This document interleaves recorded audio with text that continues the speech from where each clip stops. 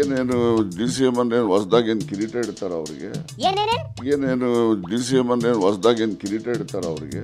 ಏನ್ ಕಿರೀಟ ಇರೋದಿಲ್ಲ, ಹೇಳಿಕೆ ಅಷ್ಟೇ. ಎಚ್ಚರಿಕೆ ಅವೆಲ್ಲ ಏನು ಹೇಳಿಕೆ ಎಚ್ಚರಿಕೆ ಯಾರು ಕೇಳ್ತಾರೆ? ಅಲ್ಲ, ಅಧ್ಯಕ್ಷರಾಗಿ ಎಚ್ಚರಿಕೆ ಕೊಟ್ರೆ ನೀವು ಅದನ್ನೇ ಇದು ಮಾಡಿ ಅಕ್ಸೆಪ್ಟ್ ಮಾಡಲ್ಲ.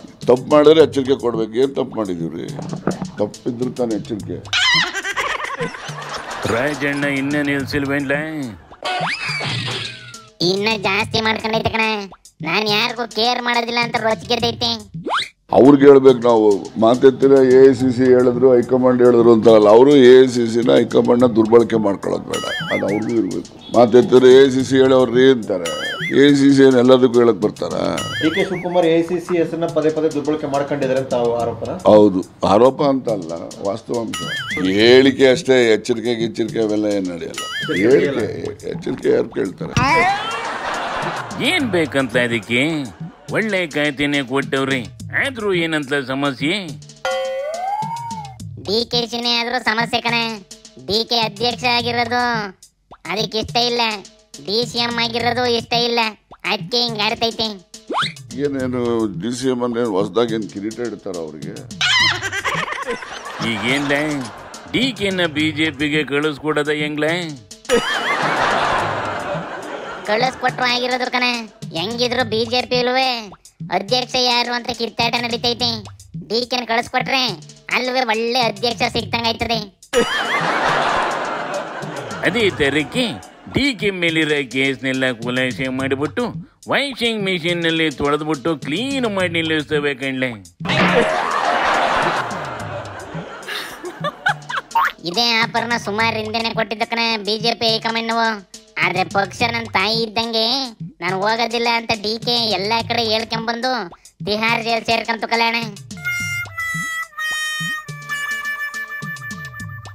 ಅದೆಲ್ಲ ಗೊತ್ತಿರೋದೇ ಅಲ್ವೇನ್ಲ ಬಗನಾಶೆ? ಈಗ ರಾಜಣ್ಣನ ಆಸೆ ಈಡೇರ್ಸಕ್ಕಲ್ವೇನ್ಲ BJPಗೆ ಕಳಿಸ್ತಾ ಇರೋದು? ಆದ್ರೆ DKನ ಆ ಕಡೆ ಕಳಿಸಿ ಸಿದ್ದಣ್ಣಂಗೆ ರಿಟೈರ್ಡ್ ಕೊಡಿಸಿ ರಾಜಣ್ಣನ ಅಧ್ಯಕ್ಷನ ಮಾಡಕ್ಕೆ ಹೇಳ. ಆಗ ನೋಡ್ತಾ ಇರು, 200 MLAಗಳನ್ನ ಗೆಲ್ಲಿಸ್ಕೊಂಬಂದು ಗೌರ್ಮೆಂಟ್ ಮಾಡಿ ತೋರಿಸ್ತದೆ ಕಂಡ.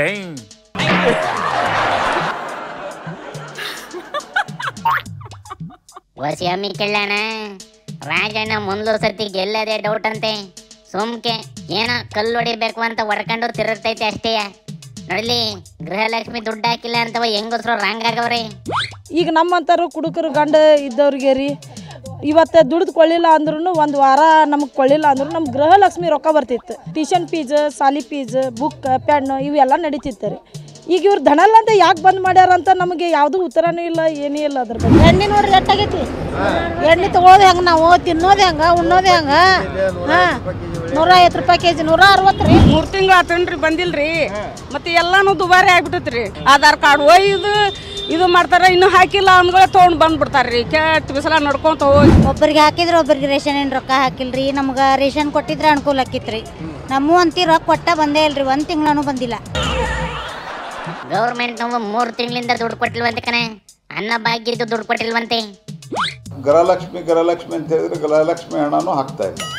ರಸ್ತೆಗಳನ್ನು ಮಾಡಲಿಕ್ಕೆ ದುಡ್ಡಿಲ್ಲ, ಅಕ್ಕಿ ಕೊಡಲಿಕ್ಕೆ ದುಡ್ಡಿಲ್ಲ, ಎಲ್ಲ ಬೆಲೆಗಳು ಜಾಸ್ತಿ. ಎಲ್ಲೋದ್ಲ ಸಿದ್ದಣ್ಣ? ಒಳ್ಳೇದು ಕೊಟ್ರೆ ಜನಗಳು ನೆಮ್ಮದಿಯಾಗಿರ್ತಾವಲ್ಲ, ಯಾಕೆ ಹಿಂಗೆ ಆಟ ಆಡಿಸ್ತಾವಂತ? ನೋಡಪ್ಪ, ಯಾವುದನ್ನು ಕೂಡ ನಿಲ್ಸೋ ಪ್ರಶ್ನೆನೇ ಇಲ್ಲ. ಪಾವತಿ ಮಾಡಿದೀವಿ ಅಂದ್ರೆ ಮಾಡ್ತೀವಿ.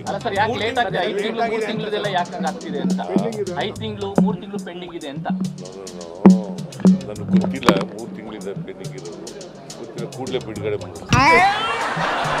ಜನಗಳು ಕೇಳಿರ್ಲಿಲ್ಲ, ಇವು ಕೊಟ್ಟು ರೂಢಿ ಮಾಡವಿ. ಈಗ ವಯಸ್ಸಿ ಲೇಟ್ ಆದ್ರೂ ಜನಕ್ಕೆ ಕೊಡ್ತಾರೋ ಇಲ್ವೋ ಅಂತ ಭಯ. ಇವೇನಾರ ಅರ್ಧಕ್ಕೆ ಸ್ಕೀಮ್ ನಿಲ್ಸಿದ್ರಿ ಈ ನಾಯವಾಗಿ ಸೋತು ಮನೆಗೆ ಹೋಯ್ತವೆ ಕಣ್ಲೆ.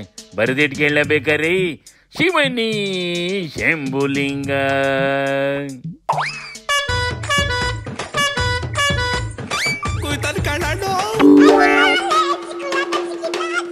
Oh